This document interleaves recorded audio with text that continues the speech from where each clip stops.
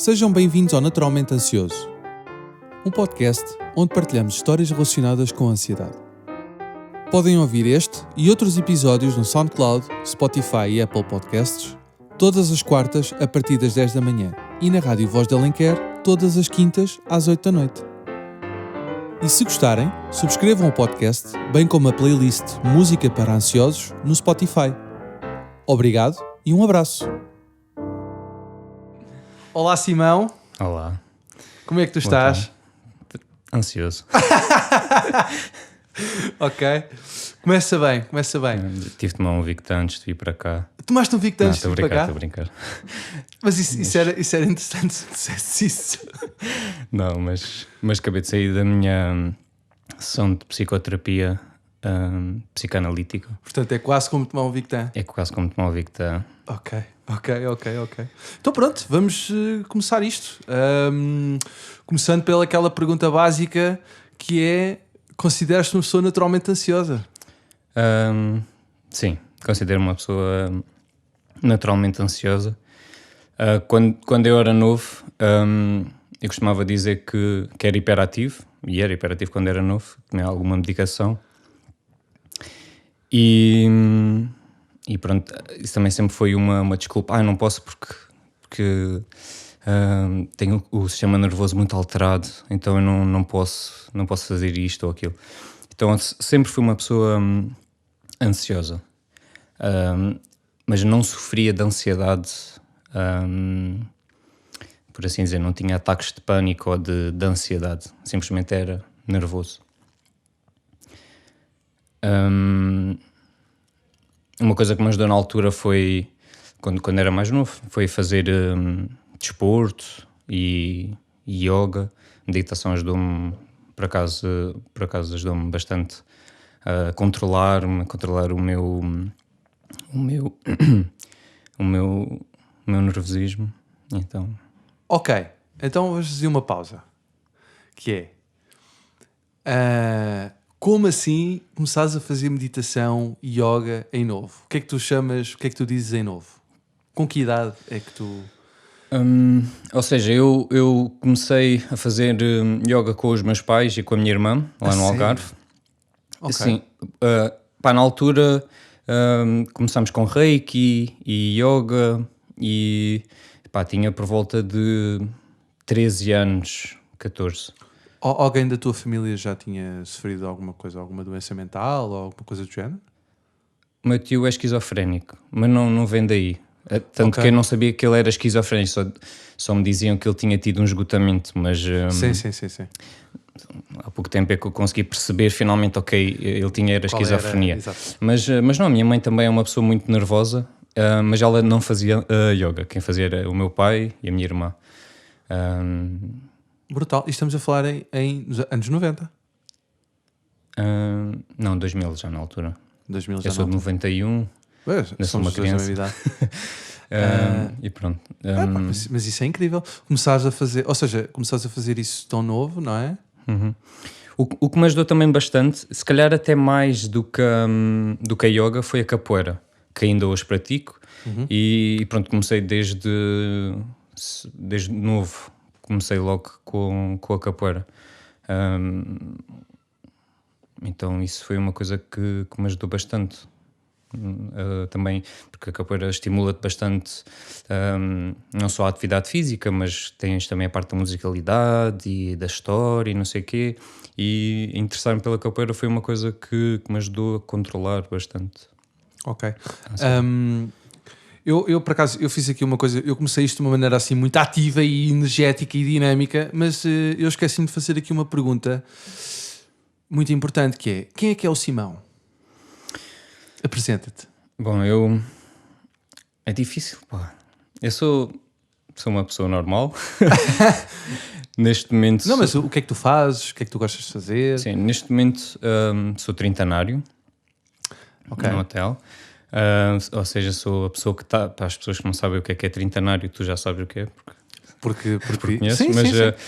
O trintanário basicamente é a pessoa que está na porta do hotel a receber os clientes, estacionar os carros, levar as malas para dentro e gera aquela parte toda de porta e lobby. Toma conta ali dos bagageiros. E pronto, neste momento é o que eu faço a tempo inteiro. Tirei o curso técnico de som, que vou falar pouco... Brother, não é? Brother. Yeah. Vou falar um bocado à frente também sobre isso e sobre o impacto que a ansiedade teve no som, ou seja, na minha carreira como técnico de som. Ok.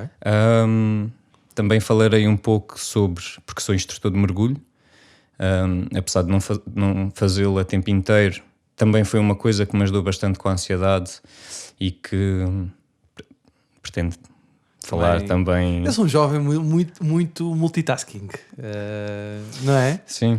Tens muitas tarefas, és uma pessoa dinâmica e que na realidade está muito ligado ao desporto, não é? Sim. Tentas trabalhar muito a tua vida ativa. E intelectual também. Ok, isso é muito bom. Eu acredito que isso ajuda bastante, não é?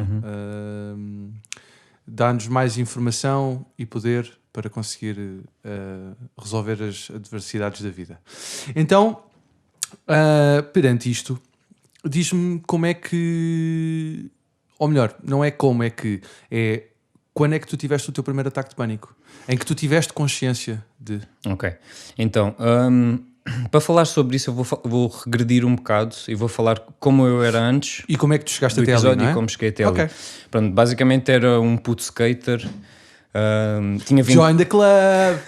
Tinha vindo para Lisboa, do Algarve, e pronto, já no Algarve fumava as minhas ganzinhas e andava de skate e lá. Vim para Lisboa, uma outra realidade, vim estudar som. E pronto, já tinha um histórico assim, pronto, mais rebelde e não sei o quê, e na altura o pré-ataque de ansiedade estava a fumar muito, ou muito para mim, não é? E sentia que aquilo também já não me estava a fazer muito bem, ou seja... estava numa fase que continuava a fumar, porque, ou seja, eu estava numa casa de artistas, ou seja, eu era o técnico de som de uma banda e vivia com a banda, então aquilo era o meu dia-a-dia, nós acordávamos, eu tinha um estúdio montado em casa, íamos gravar, criar música, eu também, como estudei no conservatório, tocava com eles, fazíamos ali umas brincadeiras juntos, estávamos no estúdio e na altura... Também trabalhava como programador / web designer e técnico de som numa produtora que estava a começar. Então tinha um trabalho muito de casa e que ajudou a escalar a parte da ansiedade. Na altura eu lembro-me que interessava-me por Osho, aquela parte esotérica da vida e alimentação saudável, comecei-me a interessar por estudar o que é que cada alimento fazia no corpo e não sei o quê. Até que, por volta de 2013, 2014, surge o meu primeiro ataque de ansiedade proveniente de uma toma não pretendida de um quarto de ácido. Ou seja, eu não queria tomar na altura, eu estava mal com a minha relação, sabia que, ou seja, que estava prestes a acabar e não me estava a sentir confortável, mas pronto, os meus colegas de casa diziam, isto não faz nada, isto é como fumares umas ganzas, ficas só assim um bocado alterado, não sei o quê, tranquilo, e quase que me forçaram a fazer aquilo. E pronto, lá decidi tomar. É os bros, não é? Bro, bora aí, bro, é só coisa e tal, está-se bem, bro. Yeah. E pronto, eu no início aquilo até estava a correr mais ou menos bem. Fui cortar o cabelo a esse meu colega, nunca tinha cortado o cabelo a ninguém, e ele precisava de cortar o cabelo. Então olha, vamos cortar o cabelo. Aquelas ideias assim mirabolantes que surgem na altura. E pronto, até correu bem o corte de cabelo, só que o pior foi o que aconteceu a seguir, que nós éramos 3, um deles disse, isto não está a bater, vou dormir, e literalmente foi dormir. a outra pessoa disse, tenho muito trabalho para apresentar, amanhã vou trabalhar, e eu fiquei sozinho. O meu quarto, na altura, não tinha janelas. Era um quarto, pá, super encafuado, onde eu trabalhava e tinha a minha cama. Então resolvi ir atrofiar com um sintetizador digital e pus uns fones, porque já era de noite, já era tarde, e fiquei ali a atrofiar ali com o sintetizador, e foi aí que a coisa começou a escalar. Estavas a viver a tua experiência. E virou para uma bad trip. Fui dizer ao meu colega, olha, não me estou a sentir bem, preciso de andar, preciso de fazer alguma coisa. Na altura ele ainda ofereceu alguma resistência, mas depois percebeu e fomos.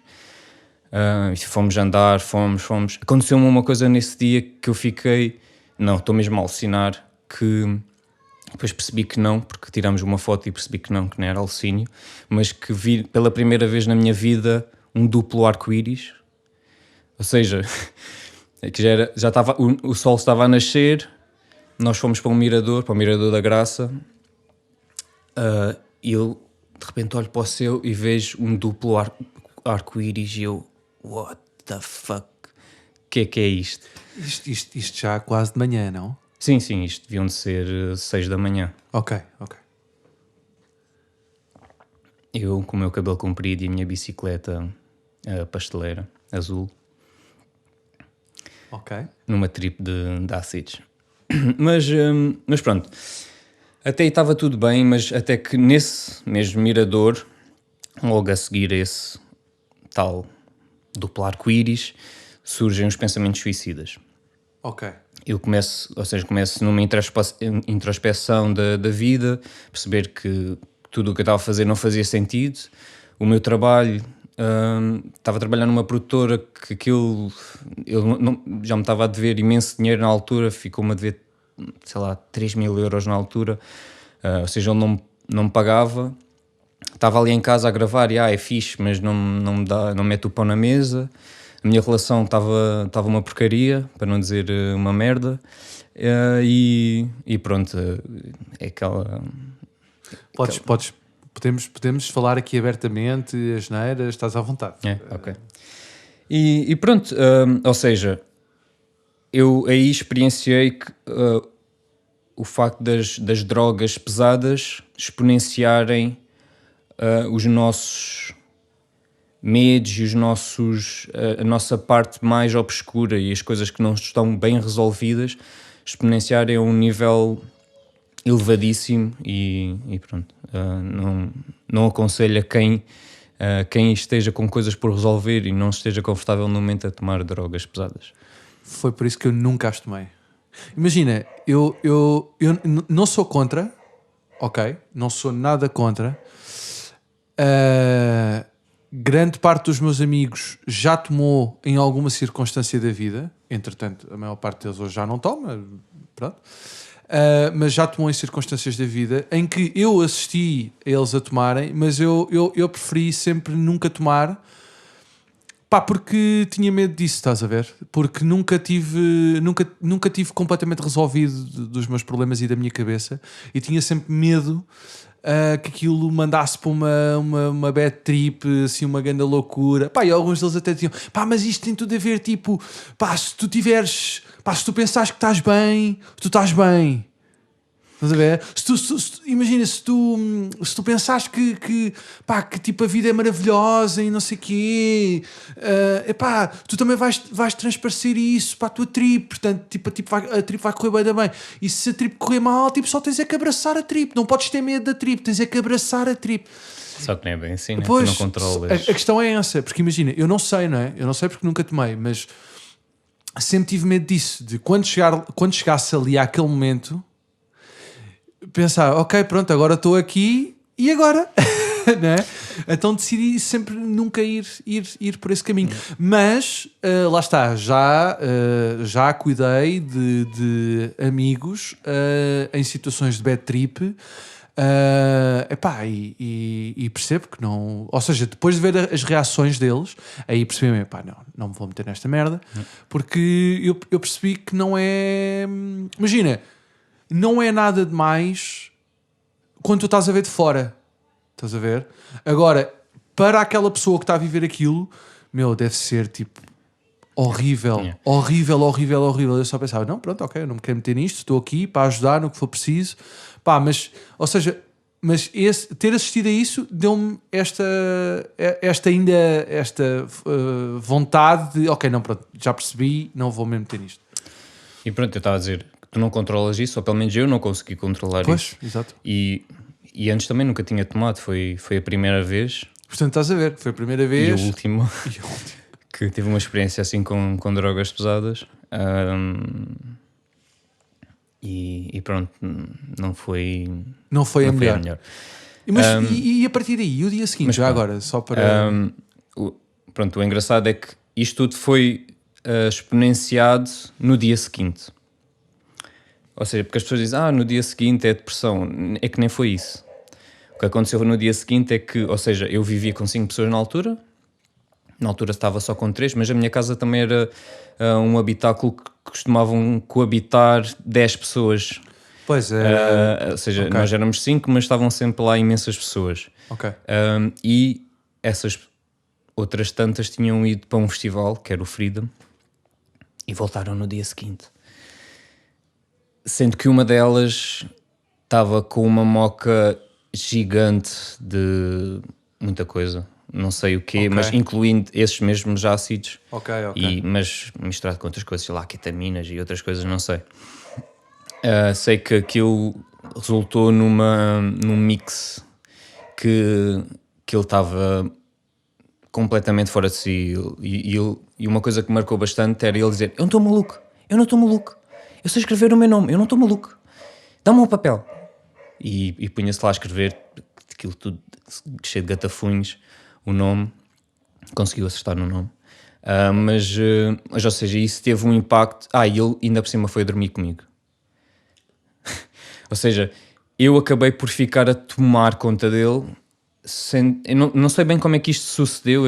Eu lembro-me que eu estava meio grog na altura. Eu não conseguia falar muito bem. Eu estava super em choque com o que tinha acontecido. Pois é, que ou seja, tu ainda estavas a absorver a experiência que tinhas tido mal na noite anterior e no dia seguinte vem-te um jovem em speech, não é? Tipo, com demasiada energia.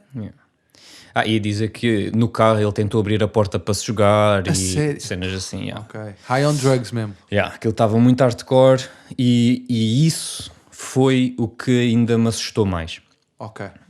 Ou seja, eu posso dizer que a minha ansiedade não é proveniente de uma morte de um parente ou de um receio da vida social, mas sim do medo de ficar maluco, de medo de psicotizar. A partir desse dia eu passei a ter ataques de pânico todas as noites. Eu não falava isso com ninguém. Eu todas as noites, quando ia para a cama, eu tinha medo de ir dormir, porque nessa noite eu estava de direta e só fui dormir no dia seguinte, estava cansadíssimo. E tinha medo de ir dormir. Eu passava as noites a tremer, a transpirar. Eu transpirava imenso, a cama ficava encharcada. Eu lembro-me que na altura ainda acontece, mas na altura ainda mais, dava-me para ir à casa de banho e dava-me uma diarreia mesmo daquelas hardcore, ou seja, que saía-me tudo, uns vómitos, sei lá, era muito hardcore. E não partilhava isso com ninguém, ou seja, até ter tomado a decisão de voltar para o Algarve, eu passei os dias fechados no meu quarto sem janelas, escuro, a passar mal. Ok, deixa-me só fazer aqui uma pergunta, que é, portanto, ou seja, isto acontece, não é? E tu começas a passar mal e tu, em momento algum, lembraste-te de usar as armas que tu já tinhas, nomeadamente o yoga ou a meditação que tinhas aprendido enquanto adolescente, usá-las aqui neste caso? Ou tipo, não sei, é assim, também estavas num ambiente bué da mau, não é? Bué tóxico. Ou seja, não sei se neste momento, ou melhor, naquele momento a tua mente só queria quer sair daqui, ou ao mesmo tempo era, ok, o que é que eu posso fazer para tentar melhorar isto? Ok. Coisas positivas e coisas negativas que teve impacto nisso e que vou falar tocando no assunto que estás a falar, que é uma coisa bastante positiva que esse ácido veio-me trazer foi, eu deixei de fumar nesse preciso dia. Ok. Eu fumava tabaco e ganzas e decidi, a partir de hoje vou deixar de fumar, vou deixar de beber álcool, vou deixar de beber bebidas com açúcar, só bebia água. Ou seja, eu, a partir desse dia, eu cortei com tudo o que me fizesse mal, incluindo pensar, ler, ouvir música, ver filmes e sonhar. Eu tinha medo disso tudo. Ou seja, tudo o que pudesse trazer ao de cima o meu lado criativo, que era bastante fervilhante na altura. Eu lembro-me que eu tinha ideias, sei lá, a nível musical. Eu lembro-me um dia, quando era mais novo, estar a meditar e com uma venda e com uns earplugs. Sim. E de criar uma sinfonia, uma orquestra incrível só com a mente, e lembro-me de estar naquele êxtase. Ou seja, sempre fui muito criativo e a partir desse dia eu parei com tudo. Eu bloqueei tudo o que me pudesse recordar daquele momento. Então, ou seja, tudo o que eu fazia antes, seja, por exemplo, as cenas do Osho, que é tudo, tu és Deus e tu tens controle sobre o corpo, tu és a pessoa que, ou seja, tu és o observador dos pensamentos, tu estás sempre na terceira pessoa, tu consegues ver as coisas. Esquece, tudo isso na altura causava-me ansiedade. Eu ver Osho causava-me ansiedade, eu ler sobre alimentação causava-me ansiedade, eu tentar meditar, eu mal sentava a meditar, eu tinha logo um ataque de ansiedade. Ou seja, tudo o que me pudesse trazer de volta àquele dia causava-me ansiedade. Ou seja, e na altura eu tinha parado de fazer capoeira. Ou seja, eu lembro-me na altura que estava aqui em Lisboa, eu não fazia desporto nenhum. Antes fazia muito desporto, em Lisboa parei de fazer todo o desporto, só vivia para aquilo e pronto. Ou seja, não tinha armas a recorrer. Pois, exatamente, ou seja, não tinhas armas para te ajudar a combater isso, não é? Ok. Pronto, e, ou seja, a partir daí, como é que isso se desenvolveu? Ou seja, mais para a frente, como é que tu lidaste com o problema? Ou seja, ocorreu, ou seja, tu estavas a dizer que uma das soluções que tu arranjaste foi cortar com tudo o que te fosse criativo, não é? Uhum. Isso não te mandou para uma bolha ainda maior? Sim. Por exemplo, eu lembro-me que sonhava, né? Como todas as pessoas sonham. Porque imagina, tu não consegues parar de sonhar, acho eu. Exato. O que é que eu fazia? Eu criei um mecanismo de defesa que, quando acordava, eu não dava qualquer importância aos sonhos para me conseguir esquecer dos sonhos que tinha, e a longo curso eu quase que parei de sonhar. Ou seja, eu não me recordava nada do que sonhava. Eu acordava, mesmo que tentasse lembrar dos sonhos, eu não me conseguia lembrar. Ou seja, foi quase como eu ensinei ao meu cérebro a não me lembrar dos sonhos nenhuns, de nenhum sonho. Ou seja, todo o pensamento que me surgia, eu tentava pará-lo e tentar, ok, já estou a ficar maluco, o que é este pensamento, não sei o quê. Começava logo a ficar ansioso. Ou seja, era uma coisa que... E é uma coisa que tu não consegues parar, tipo, não consegues parar de pensar, não consegues... Ou seja, as coisas surgem-te. É muito difícil tu imagina, não deixares de ouvir música. Imagina-te lá, tu, Tiago Galvão, deixar de ouvir música. Não consigo. Era uma cena... Matem-me já. Imagina, a minha banda favorita era Tool e eu não conseguia ouvir Tool. Porque ou seja, Tool era aquela viagem, né? Tu conheces Tool, aquela viagem...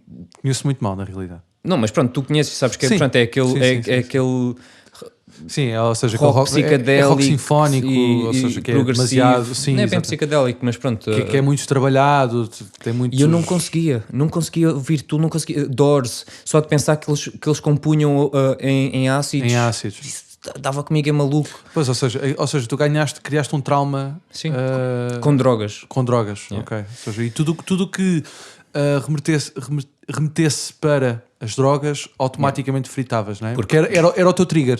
Não é? Sempre. Drogas e doenças psiquiátricas. Okay. Por exemplo, filmes. Pá, quase todos os filmes, pá, tipo, tem cenas de drogas. Cenas simples. Ou cenas, tipo uma cena de meio esquizofrénica, ou assim um bocado... Tipo, imagina, o Fight Club. Antes eu tinha visto o Fight Club, né?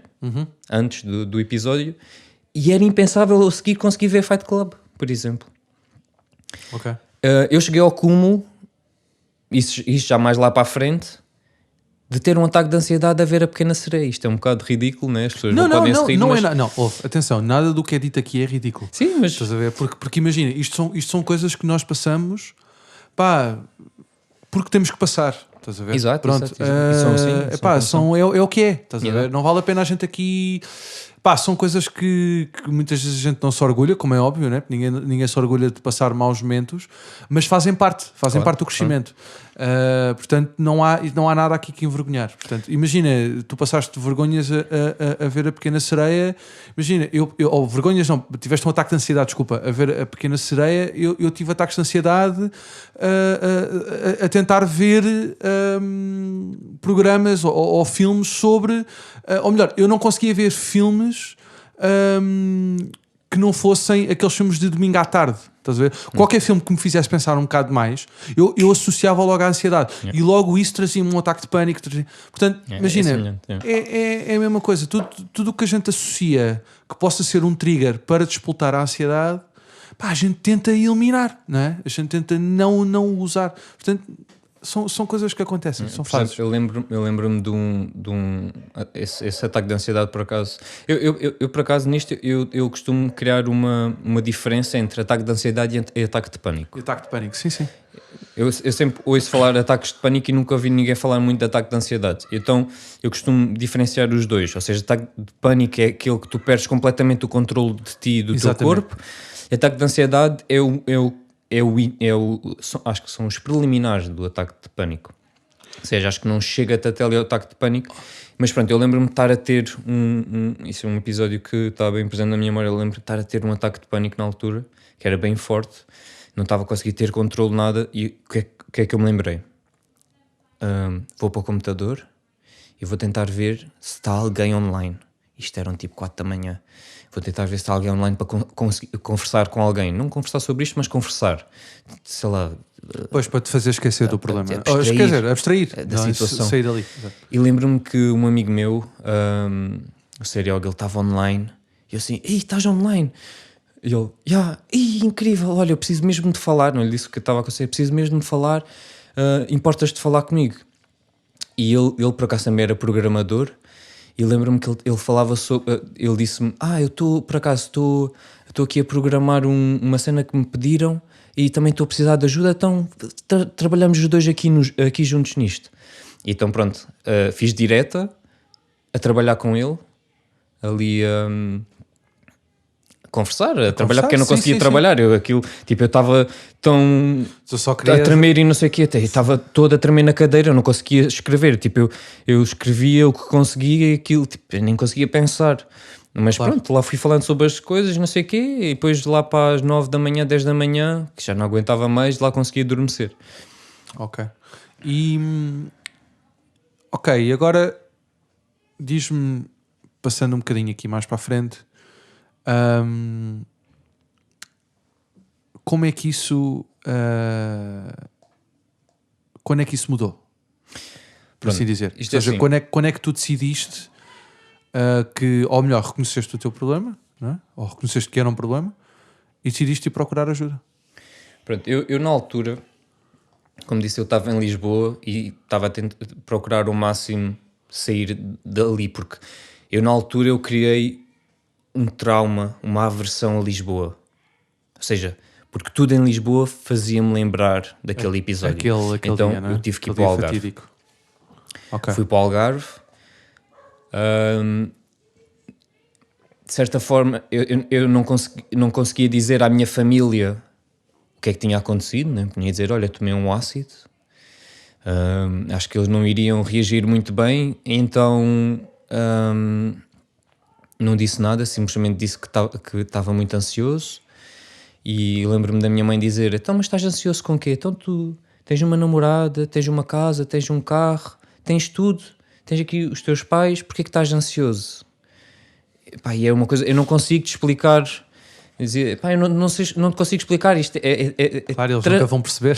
É isso, não, e que transcendia todas essas coisas, não, ou seja, não era um bem material que me iria não pôr ansioso, não era por ela me comprar um telemóvel novo que eu ia deixar de ser ansioso, Sim, ou sim.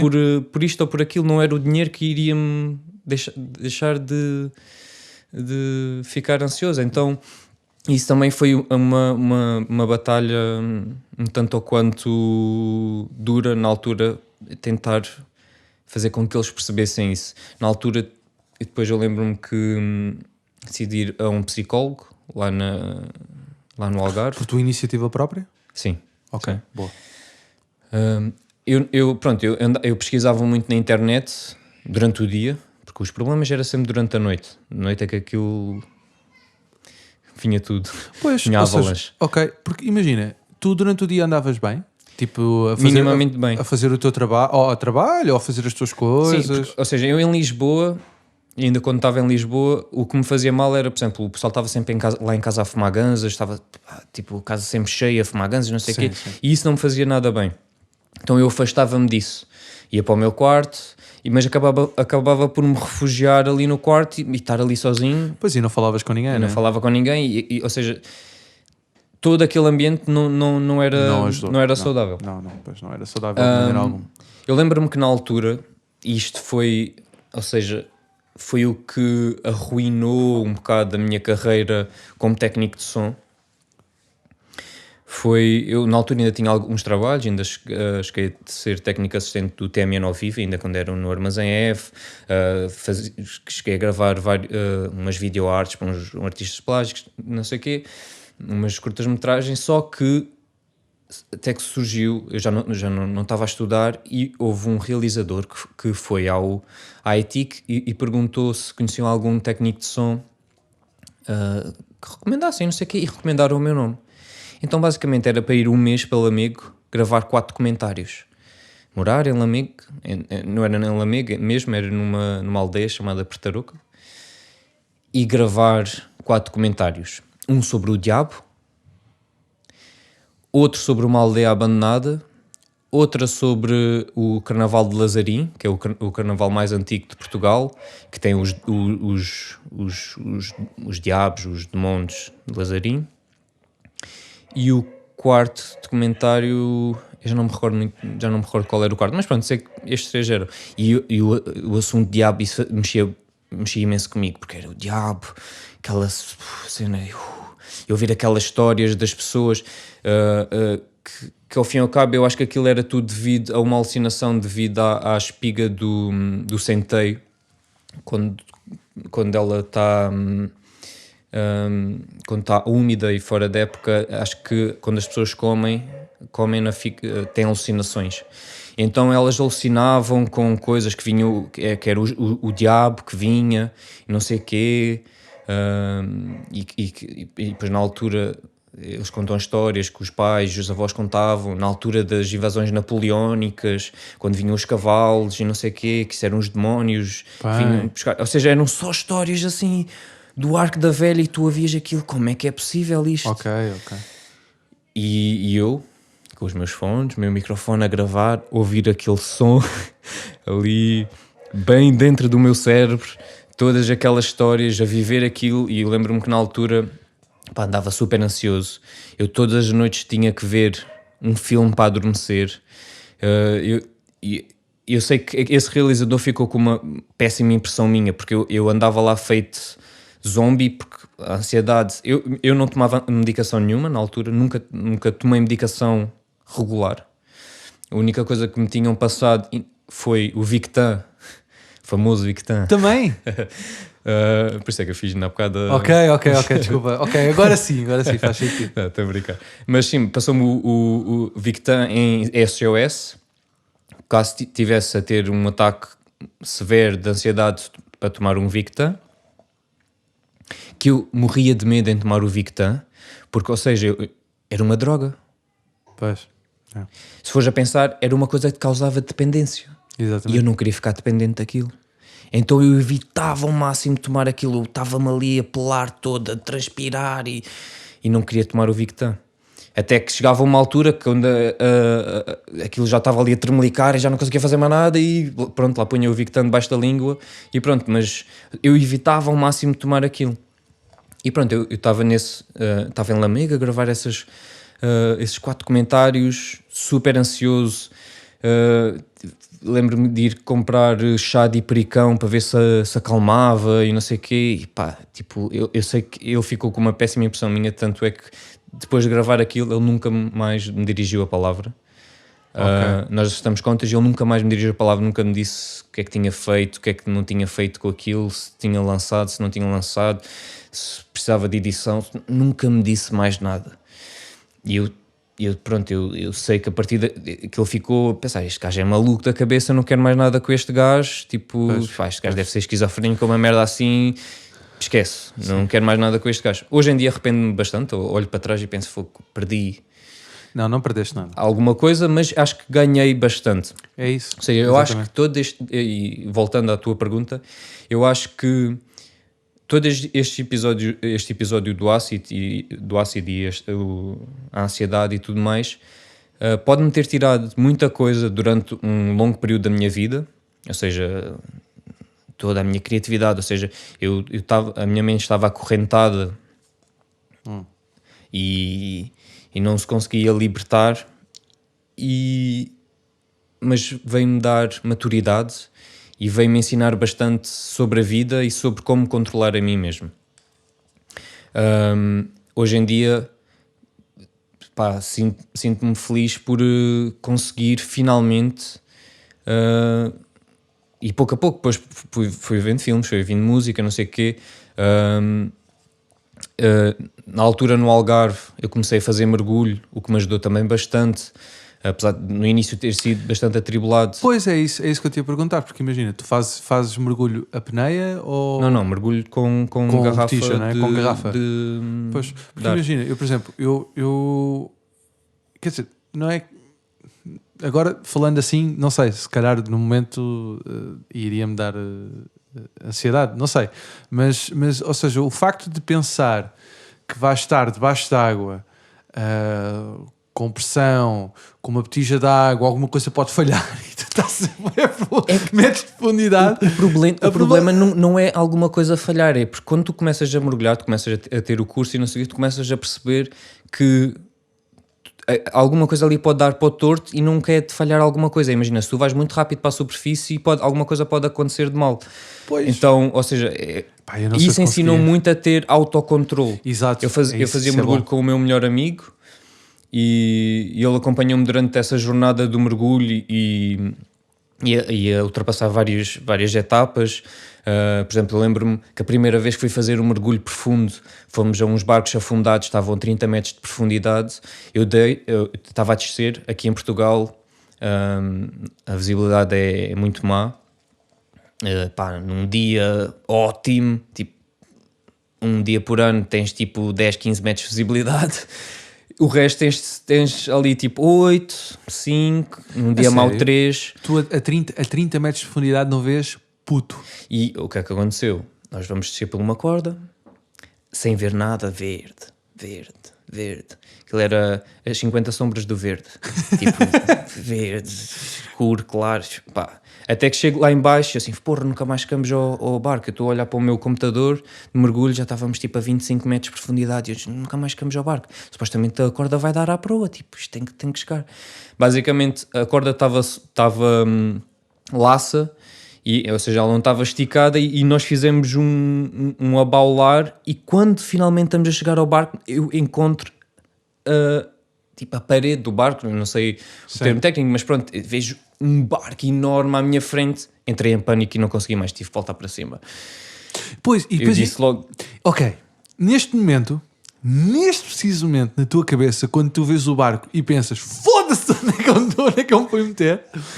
E queres voltar, e queres sair dali, queres voltar para cima, não podes ir simplesmente a correr e sair dali, não é? Portanto, há todo um processo de autocontrole e perceber, ok, não, isto agora tem que ir com calma. Esse meu amigo, ele estava presente, ele sabia também o meu episódio, então sabia que eu era ansioso, então ele ficou sempre comigo, levou-me com calma para cima, eu queria sempre ir bem rápido, ele puxava-me e dizia, calma, respira, porque eu estava a hiperventilar e não sei o quê, respira, calma, nós começamos a subir, estávamos com mais dois clientes, outros dois clientes, eles perceberam a situação, subimos, e tipo, e depois tu sobes, tens que ficar parado durante 3 minutos aos 5 metros, nos 3 metros durante 5 minutos. Ah, é? E eu tipo, eu quero que esta merda passe, meu, eu quero ir para cima, meu, eu quero passar daqui. Eu quero respirar eu ansioso e estava-me a passar da cabeça e tipo, pronto, aquilo, lá subimos e esquece, eu disse logo, não faço o segundo mergulho, não sei o que, demorei imenso tempo até conseguir fazer esse mergulho, até despachar esse mergulho, ou seja, e isso era um mergulho para conseguir avançar. Ok. Isso, ainda estás no curso Advanced, que é o segundo curso de mergulho, eles são tipo 5 ou 6, depende, mas tu estás ali numa parte em que eu preciso de avançar, eu gosto bem disto, isto está-me a ajudar, mas eu não estou a conseguir. E pronto, mas isso foi um episódio engraçado também que me ajudou Mas superaste. a superar. Yeah. Okay. Tanto que depois fui tirando os cursos todos até que de instrutor de mergulho. E agora és instrutor de mergulho. E agora sou instrutor de mergulho. E fazes mergulho sozinho? Nunca se pode mergulhar sozinho, né? Tens de mergulhar com um buddy, uma outra pessoa. Pois, é sempre uma coisa a dois. Mas eu acredito que há pessoas que fazem isso sozinhos. São um bocado inconscientes, na realidade. Pois, porque há muita coisa que pode... Atenção, eu estou a dizer isto distâncias longas, não é? Profundidades... Eu acho que não, porque imagina... Porque se mergulhares a 5 metros, não é? 5 metros não... Se tu fizeres a apneia, é tranquilo de fazer sozinho, por exemplo. Okay. E a apneia também tu consegues ir a grandes profundidades. Se tiveres uma boa caixa, tu consegues ir. Agora mas é um grande treino. Agora é treino e a cena do buddy é fixe. Estás a descobrir cenas com outra pessoa. Se imagina, ficas preso em alguma coisa, é bom teres uma outra pessoa para te ajudar a sair. Exatamente. Começas a ficar sem ar, é bom teres uma outra pessoa para te dar ar. Ajudam-se um ao outro. É um trabalho de equipa e é uma coisa positiva. Mas pronto, isso foi uma das coisas que me ajudou. Voltei a fazer capoeira. Quando voltei para o Algarve, comecei a ir no ginásio. Ou seja, tu começaste tu começaste a restabelecer, não é? A reorganizar a tua vida. Yeah. Primeiramente com exercício físico, depois, obviamente, com a capoeira surge a música, começo a ouvir também mais música, começo a ouvir outras coisas, porque na altura era muito restrito nas coisas que ouvia. Durante esse período também deixei de ler, então pouco a pouco começo a ler. E até que começo a namorar com a Bárbara, minha namorada atual. Sim. E volto para Lisboa. Ela, pronto, não vou contar este episódio, mas pronto, ela tem um grave problema de saúde física. Pronto, é uma hérnia que não se conseguia mexer, teve uma crise grave de hérnia. E pronto, eu venho cá para Lisboa, não sei o quê, e até que estou cá em Lisboa e decido: eu não gosto de Lisboa, eu sinto-me mal aqui em Lisboa, tudo aqui em Lisboa faz-me lembrar daquele episódio, mas estou aqui para ajudá-la e tenho que arranjar um trabalho, porque eu não vou voltar para o Algarve. E o primeiro trabalho que me apareceu foi em Cascais. Então vou trabalhar para Cascais como bagageiro num hotel, porque pronto, o meu pai era diretor hoteleiro lá no Algarve, então sempre senti-me bem a trabalhar em hotelaria e é uma coisa fácil para mim, que sinto-me bastante à vontade. E então, vou trabalhar como bagageiro. Nunca mais pensei em som. Porquê? Porque tudo o que eu pensava em som... Pois, ou seja, iria-te sempre recordar aquelas memórias, não é? E pronto, foi um recomeço. Foi um recomeço. Exatamente. Apesar de... Foi virar a página, não é? Apesar de passar mal em Cascais. Porquê? Porque eu na altura, esqueci-me de mencionar isso antes, uma coisa que mexeu bastante comigo é porque eu tinha um amigo meu bastante chegado, que ele era baterista da banda. Nós tínhamos uma banda e ele era o baterista, e epá, ele era como se fosse um irmão para mim. E eu estava a trabalhar em Cascais e soube que ele se suicidou. A sério? Isso foi uma cena que mexeu imenso comigo. Primeiro porque eu estava a trabalhar aqui em Lisboa há pouco tempo, não podia pedir para ir para o funeral dele, porque não é nenhum familiar meu e segundo a lei tu não podes. E tu sabes porque é que ele cometeu suicídio? Ele diz, ou seja, pelo que soube, ele dizia que se sentia numa prisão, sentia-se preso e que aquela foi a forma de se libertar. Ok. Mas mais uma vez surge. Mas muito ligado a isto também? Sabes ou sabias se ele por acaso também tinha algum distúrbio ou... Sim, ele tinha esquizofrenia. Ok, desculpa. Sim, ele tinha esquizofrenia. Ele tinha esquizofrenia. E tinha de tomar medicação e não sei o quê. A Mas mãe dele também drogas? não é mais equilibrada. Até acho que foi a grande causadora disso, mas pronto, não Tudo bem, por causa pronto, aí. mas imagina, ele também estava no mesmo ambiente em que vocês? Ele também morava nessa casa? Não. Ele estava, na altura ele já era, pronto, ele foi diagnosticado de esquizofrenia com 18 anos. Quando vivia aqui em Lisboa tinha, sei lá, 21, 22, 23, pronto, Sim. nessa altura. Ou seja, ele estava no Algarve, eu lembro de passar serões, sei lá, passar 1 hora, 2 horas com ele ao telefone, ele a falar-me de fantasmas e das visões dele e não sei o quê, e eu antes conseguia falar sobre isso, apesar de me fazer confusão na altura, antes do episódio dos ácidos. Depois do episódio dos ácidos era-me bastante difícil conseguir comunicar com ele, porque tinha medo de me tornar igual a ele e porque assisti à degradação mental, a degradação psíquica dele, e que foi uma cena que me mexeu bastante na altura, porque ele era um baterista exímio, tocava muito. E eu lembro-me na altura, ele desaprendeu a tocar. Eu lembro-me na altura, criamos uma banda de hardcore só para ser mais fácil a bateria, e tu és baterista e sabes perfeitamente, né, hardcore é só pum pá, tipo, não tem muita, pronto, tem mais do que isto, mas não, ou seja, não é a mesma coisa, porque nós tocávamos metal progressivo, ou seja, de uma coisa tipo Tool, imagina Danny Carey a tocar ali um ganda sol, tu passas para um gajo que não consegue fazer pum pá.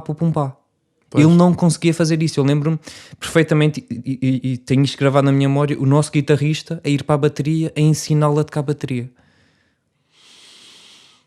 Pois. Que foi uma cena tipo... Mas pronto, à parte disso tudo, todas as alucinações dele e dos devaneios e não sei o quê, ele suicida-se e bate-me outra vez a cena de... Pois, claro, a ansiedade ainda vem com mais normal. Força. É perda. E a vontade, tipo, os pensamentos suicidas voltam com mais força. O medo de ficar esquizofrénico volta com mais força. Pois. E na altura eu lembro-me que eu tornei-me um bocado, isto é um bocado estranho, acho que isto não existe, mas tornei-me um bocado hipocondríaco das doenças psíquicas. Tudo o que poderia acontecer eu pensava que ia ficar com dupla personalidade, ia ficar com esquizofrenia, pá, eu tinha medo de tudo. Eu lembro-me na altura, eu era bagageiro, era inverno, estava a chover, aquilo, a entrada do hotel tem tipo um género de um aquário, tudo em vidro, estar a chover, as gotas estarem a bater no vidro, eu estar a apreciar as gotas e imaginar uma corrida de gotas, ver as gotas a descer e pensar qual é que vai ganhar, e estar ali a apreciar aquilo, até que dou por mim e penso, foda-se, estou a pensar numa corrida de gotas, estou a ficar maluco, Ok, ansiedade ali, começaste a ter pensamentos obsessivos, não é? Era uma cena, não conseguia pensar em nada. Não, ou melhor, isso não são pensamentos obsessivos, são pensamentos completamente banais sim. e naturais. A questão é que tu vias isso como uma coisa obsessiva, não é? E como uma coisa negativa. Ou melhor, tornaste isso uma coisa obsessiva. Hoje em dia eu vejo, olho para aquilo e penso, uma corrida de gotas, tipo, isso até é bonito, é até poético, tipo uma coisa... Pá, esquece. E uma coisa que me fazia bastante confusão era conduzir do hotel, quer em Cascais, para casa, quer em Lisboa, uns 40 minutos. Fazias a A5 ou fazias a marginal? Às vezes fazia marginal, às vezes fazia C19, nunca assim. C19, ok. Pois está bem. Está bem. E eu lembro-me que era 40 minutos de intensa tortura, de pensar, pá, isto mais vale virar aqui o volante e matar-me aqui, isto não faz sentido, o que é que se está a passar comigo, eu não consigo controlar estes pensamentos, não sei o quê, tipo, era uma cena muito hardcore, tipo, eu estava a dar em doido, não conseguia aguentar aqueles pensamentos. Até que chega uma altura que eu decido, também por sugestão da Bárbara, que foi a pessoa que me ajudou bastante em todo este processo. Ela conseguiu-me perceber e apoiar em todos estes momentos, e mesmo quando estava ansioso ela tentava ficar acordada para me acalmar. Shout out, Bárbara. Shout out. Peace. Um beijinho para a Bárbara. Um grande beijinho. E pronto, ela foi a pessoa que sempre me acompanhou e compreendeu e ajudou-me bastante a superar isso, e aconselhou-me a começar a psicoterapia. Ela disse que tinha ouvido falar sobre umas clínicas, não sei porque é que eu não me... Não te inscrevias. Não ia a uma consulta, não sei o quê. Até que decidi começar com psicanálise. Comecei, ou seja, com uma psicanalista, só que a cena de ficar deitado no divã não era para mim. Disse logo que isto não consigo, então comecei a fazer psicoterapia psicanalística. Ou seja, eu como estou contigo, né, sentado numa cadeira, a falar com uma terapeuta? Pessoa, com a terapeuta, sim. E que me ajudou a superar bastante. A superar, não é? Seja, a dar-te armas para conseguir superar o dia-a-dia, não é? Faz em janeiro 3 anos, e eu acabei agora de sair de lá, mesmo ainda há pouco antes de chegar aqui. Sim. E por acaso é giro, nós estávamos a comentar que a evolução que já teve desde que fui lá em janeiro, há 3 anos atrás, quase 3 anos atrás, para agora, que eu era uma pessoa e agora estou uma outra pessoa, ou seja, com ela consegui desenvolver bastante. E eu aconselho bastante, seja psicólogo ou psicoterapia ou psicanálise, a qualquer pessoa, porque eu acho que as pessoas só tendem a recorrer a este tipo de ajuda quando estão mesmo desesperadas. Quando não veem mais nenhuma luz no final do túnel, é que decidem recorrer a este tipo de ajuda. E eu acho que todas as pessoas deviam de andar no psicólogo, deviam de ter alguém para falar. Acho que as pessoas precisam de falar, precisam de expor as coisas. Eu hoje em dia, por exemplo, não falo tanto da ansiedade, mas calhar falo sobre outros aspectos, por exemplo, da família, porque uma coisa interessante, por exemplo, na psicoterapia é porque nós começamos desde lá do fundo, desde quando éramos crianças, falar possíveis traumas com minha mãe ou de família, whatever, e começamos a tentar construir isto. E hoje em dia percebo que toda esta ansiedade e todo este medo de ficar maluco e não sei o quê não foi por causa do ácido. Hoje em dia é quase como aquelas pessoas que são atacadas por tubarões e dizem que finalmente compreendem que a culpa não é do tubarão, não é? Peace out para os tubarões. Peace out aos tubarões. Adoro tubarões, meu animal preferido. Mas acaba por ser um bocado isso, ou seja, eu hoje percebo que a culpa não foi do ácido. O ácido pode ter exponenciado as coisas que não estavam bem antes. E se calhar eu estava com esses medos e com essas ansiedades antes. Simplesmente o ácido veio torná-las presentes. Foi o que faltou, não é? Yeah. Foi aquele triggerzinho, aquele fósforo que fez atear E pronto, eu comecei a viajar. Na altura, antes não conseguia viajar, a cena de pensar de sair daquele meio. Daqui, não é? Eu só o facto de me meter num avião. Eu na altura também. Eu só consegui voltar a viajar há cerca de 2 anos. Porque até lá, só a ideia de meter num avião para fora. Só a ideia de meter num autocarro, quanto mais um avião. Pô, exato.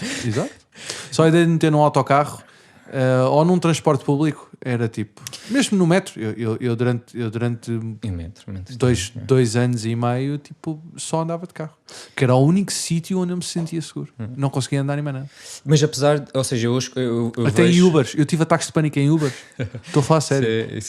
Eu tive ataques de pânico em Ubers de tipo de pensar. E agora?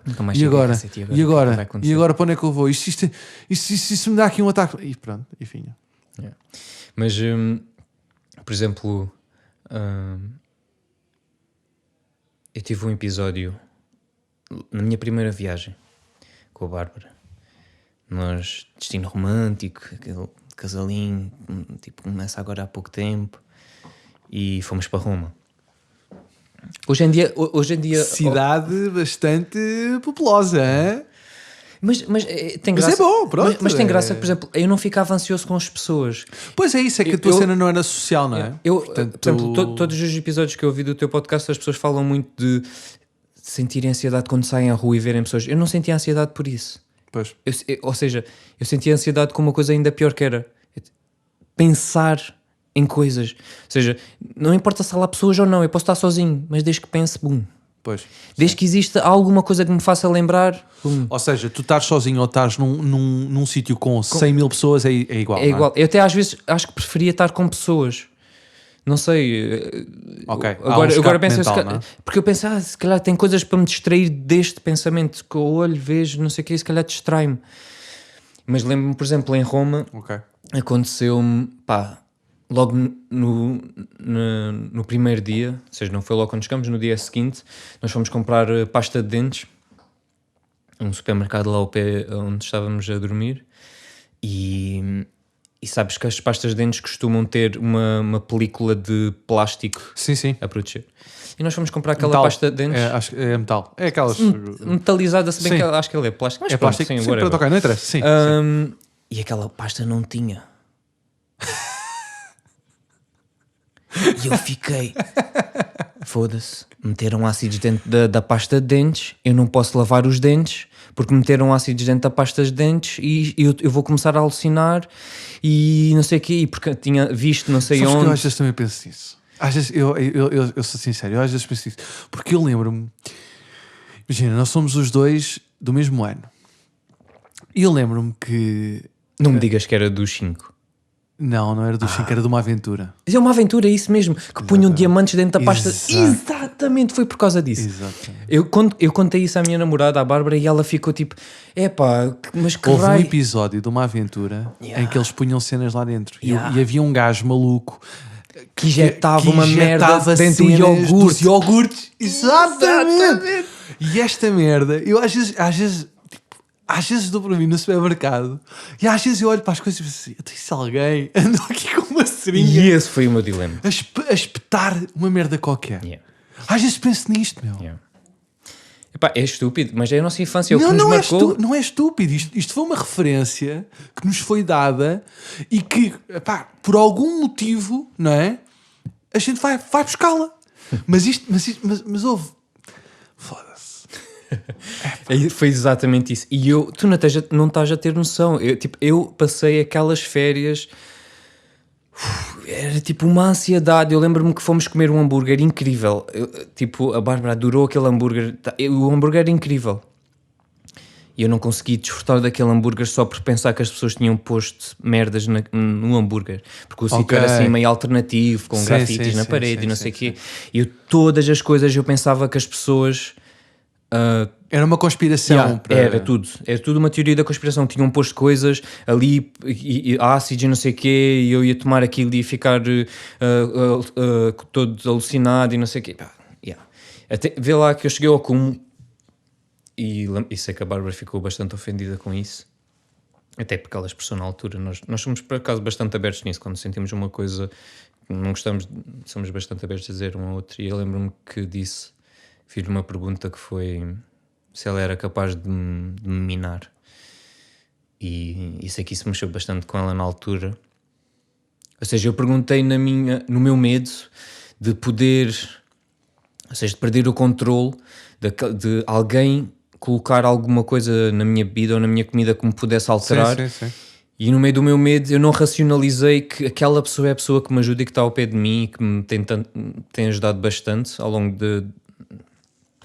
da vida, e que questionei a possibilidade dela me fazer aquilo. Sim, hoje em dia não é? arrependo-me bastante de o ter feito, e sei que ela ficou bastante ofendida. E pronto, isso. Tu arrependes-te, mas ao mesmo tempo foi importante para ti para perceberes, não é? Para ter confiança. Eu precisava de confiança. Mensagem disso, não é? Eu parti dos ácidos, eu perdi qualquer amor próprio. Eu sentia-me uma merda, eu sentia-me mal comigo próprio, eu não gostava de mim, eu sentia que tudo o que eu fazia não fazia sentido, era tipo, não tinha sentido à vida, por isso que eu me queria suicidar, não fazia, nada disto fazia sentido. E eu começar a ganhar a confiança das pessoas e começar a acreditar primeiro nas pessoas para depois conseguir acreditar em mim foi um longo percurso e foi bastante difícil. Ok. E importante. Virando hoje para os dias de hoje, já viste o Inception e o Joker? O Inception já vi, o Joker não, até que ia-te convidar para irmos ver daqui a bocado. Isto é tipo uma pergunta que eu estou a fazer, que é para ver se ou seja, como é que tu hoje já lidas com isto? Eu ia chegar a esse ponto, até que agora falaste do Joker, por acaso ia-te convidar se querias ir hoje ver o Joker, mas a gente já fala sobre isso. Já fui ver. Já foste ver, então pronto. Mas um dos grandes achievements que tive recentemente foi, pronto, como eu já te expliquei, eu estou de baixa, tive um acidente de moto, e durante este período, que já estou há 2 meses, ainda falta-me o final deste mês para voltar ao trabalho, eu vi bastantes filmes, muitos filmes mesmo. Eu via tipo 2, 3 filmes por dia, e foi uma coisa boa porque este tempo estimulou-me bastante também o intelecto e a criatividade. Ou seja, eu já há alguns anos tinha voltado a ler, eu gosto bastante de ler, eu ando sempre com um livro atrás, leio bastante, se calhar não tanto quanto queria, mas pronto, eu sinto que sou uma pessoa que gosta de ler e que lê bastante, e que, ou seja, essa parte consegui voltar a ouvir música livremente, sem qualquer preconceito e sem qualquer pensamento subjacente a isso. Às vezes ainda surge-me alguma coisa, por exemplo, com The Doors e não sei o quê, mas foi porque são coisas específicas, e mesmo com tu só recentemente voltei a ouvir com mais fluidez, e até fui ao concerto, foi uma cena incrível, e agora com o novo álbum que já ouvi não sei quantas vezes de seguida, mas um grande achievement para mim foi, neste período que estou sozinho em casa, ver o One Flew Over the Cuckoo's Nest. Okay. Que é um filme que... Nunca vi. Sei perfeitamente qual é, com o Jack Nicholson, mas nunca vi.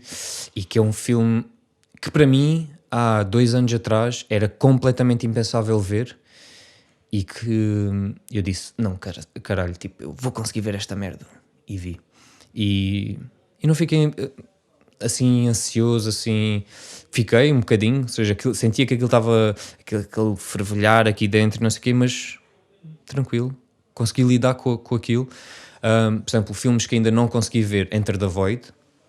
Pois, eu também não me desperta muito. O Enter the Void é porque eu conheço o filme, antes já tinha visto o início do filme, aquela grande viagem de DMT, aquela mítica viagem, bué alucinada, Gaspar Noé ali...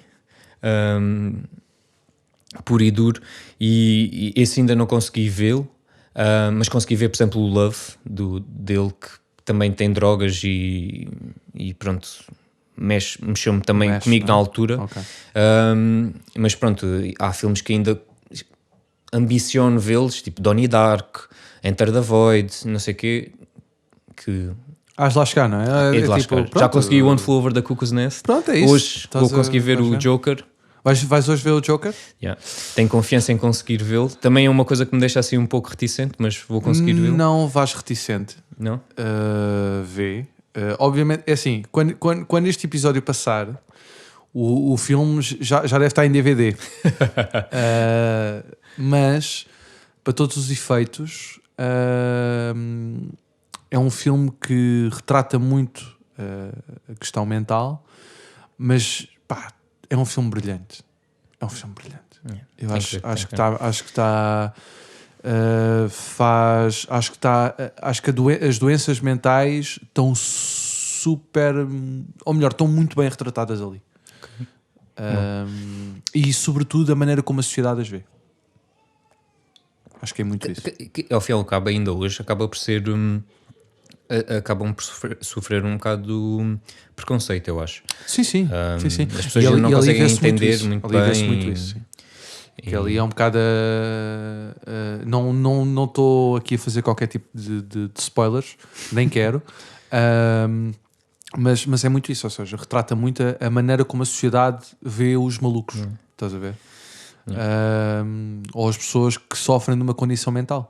Pá, isso, pronto, é a outra perspectiva, estás a ver? É a perspectiva deles, pá, que é muito fixe, é mesmo muito fixe, vale muito a pena. Portanto, acho que vais gostar, acho que vais mesmo gostar. Mas pronto, por exemplo, uma outra coisa que estou bastante feliz e que tem-me deixado bastante orgulhoso é, finalmente, a minha parte criativa tem vindo ao de cima, e tenho tido bastantes ideias de coisas a fazer. E acho que, como tu disseste, agora é o ideal é fazer coisas. Agora é o momento. Finalmente voltei com vontade de trabalhar em som a sério. Comecei a escrever um livro, agora durante a minha baixa. Tenho isso é incrível. Isso é incrível. Então? É também uma coisa que é um desafio para mim, porque eu não posso dizer que sei escrever, ou que eu acho que as pessoas nascem a saber escrever, nascem com a poesia dentro delas.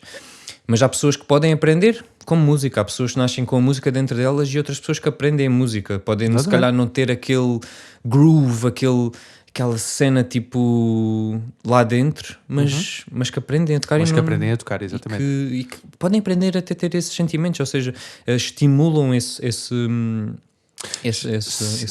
citando o rapper NBC, Natural Black Collar, cada um pode ser tudo, acho que ele diz, acho que é isto, cada um pode ser tudo, ou tu podes ser tudo, portanto, tipo, não há limites, não é? Eu acho que sim.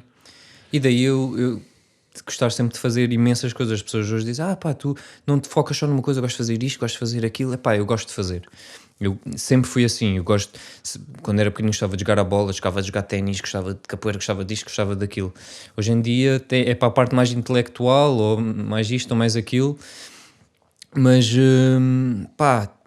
eu gosto de estimular-me, de fazer criativamente, coisas. Isso é fixe, isso é muito fixe. Estamos aqui a chegar ao fim. Tenho aqui a penúltima, a penúltima pergunta para te fazer. Eu estou-me aqui que é: que conselho darias a alguém que está a passar pelo mesmo problema?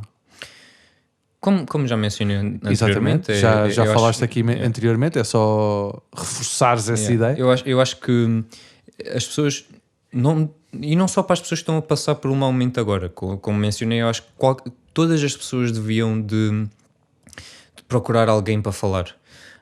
Quer dizer, há pessoas que procuram, né, o padre lá, acaba por ser o psicólogo deles lá quando vão à confissão, não sei o quê, e acaba por ser importante também, mas não quero levar isso para este lado. Ou seja, eu acho que ajuda especializada clínica, ou seja, um psicólogo ou psiquiatra, se calhar não tanto por causa da medicação, né?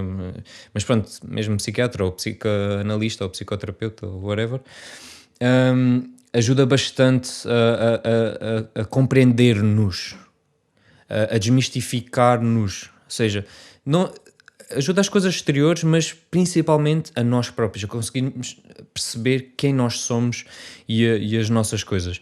E não termos medo de falar, não sei, eu acho que as pessoas têm muito medo e mistificam muito esta cena da ansiedade e tudo mais.